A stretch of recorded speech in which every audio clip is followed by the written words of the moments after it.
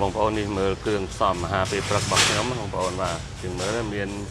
ចេកបងប្អូនអាចចូលចិត្តចេកដាក់ចេកបានហើយនេះទឹកសុទ្ធយើងបាទទឹកសុទ្ធយើងប៉ុណ្ណឹងមកបងប្អូនបាទ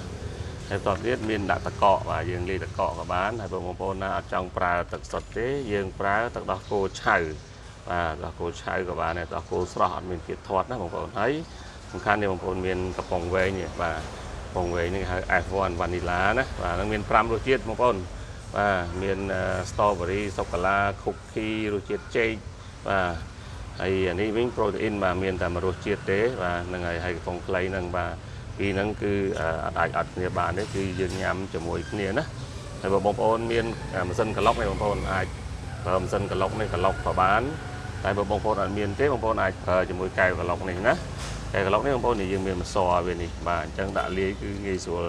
បាទសាមញ្ញបំផុតទេបងប្អូនបាទមានប៉ុណ្ណឹងមកនៅក្នុងផ្ទះបាយគឺងាយស្រួលបាទហើយ